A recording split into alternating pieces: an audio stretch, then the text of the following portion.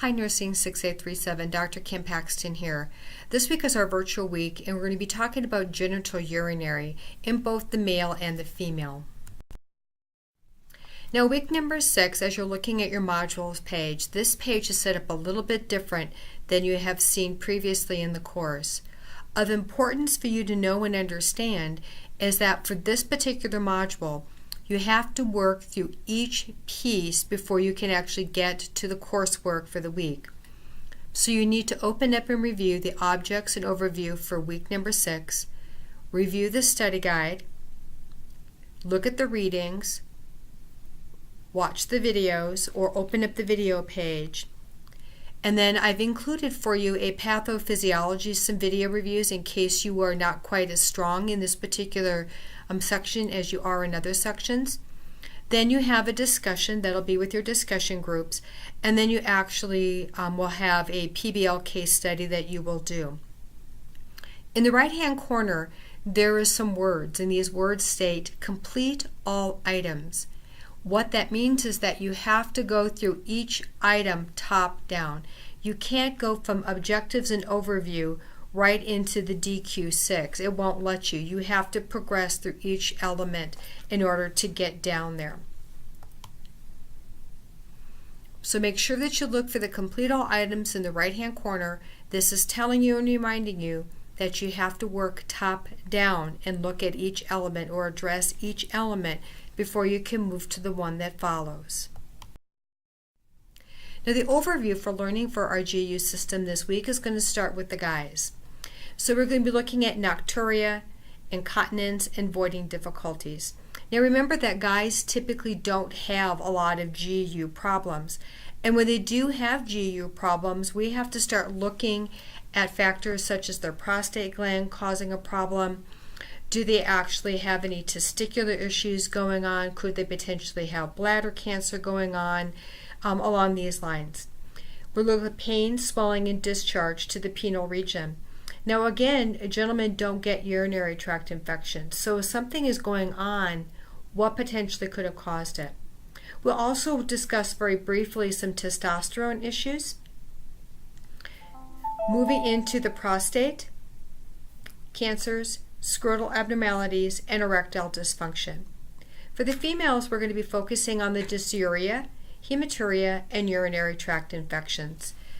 Now, both the male and the female urinary tract infection component will be brought forward in this particular section, but they do present differently and each can be caused from different problems, so just kind of be aware of that. The videos this week that I've provided for you talk about each of the components.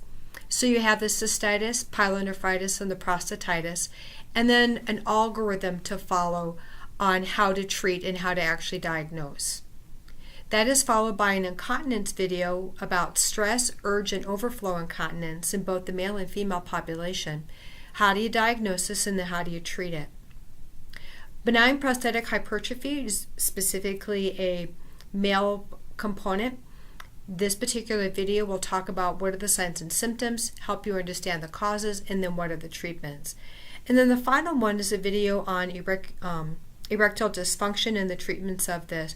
And erectile dysfunction actually has its roots in other physiological problems, both mental components but also physiologic, and that video is actually quite good. For those of you that may be a little bit weak on your pathophysiology related to the GU system, I have provided you with some videos to help enhance that. These are not mandatory for you to watch, but they're there in case you need them.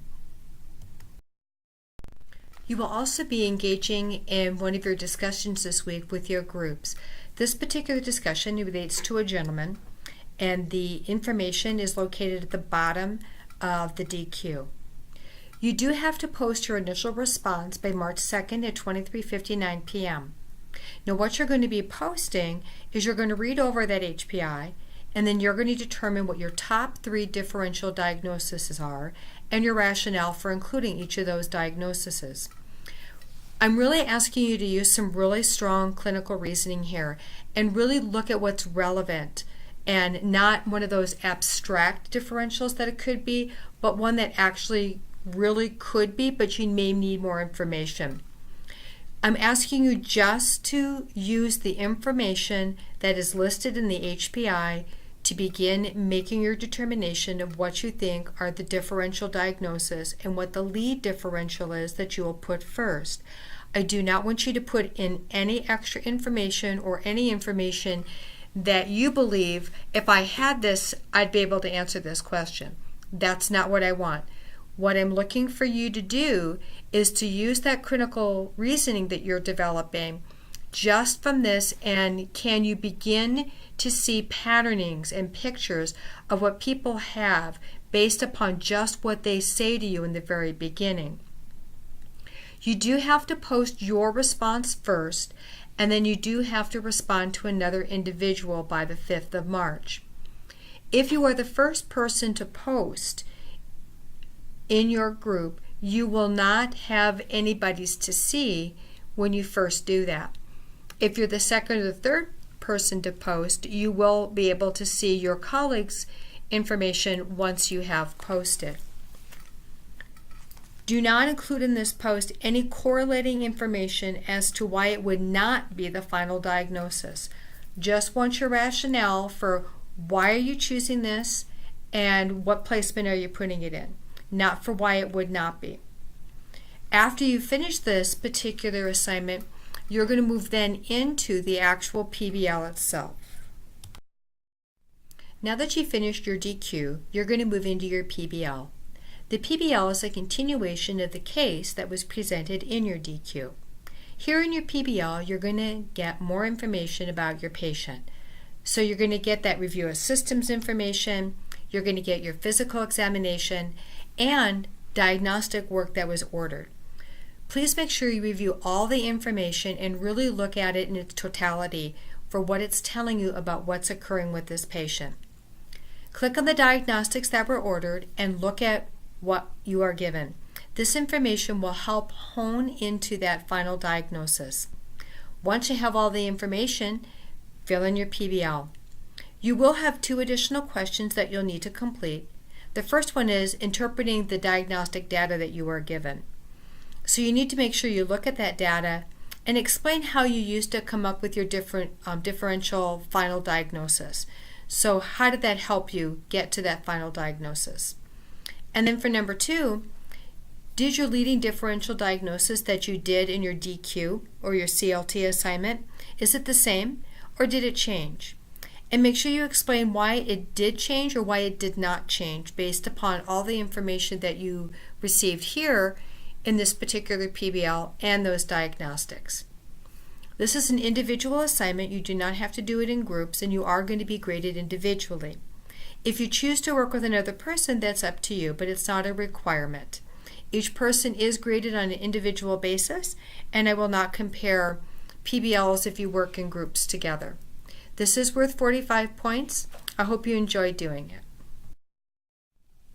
And the final is just a couple of words of wisdom. I hope you guys enjoy the week's videos and the learning for this week. I will catch up with you on week number 7.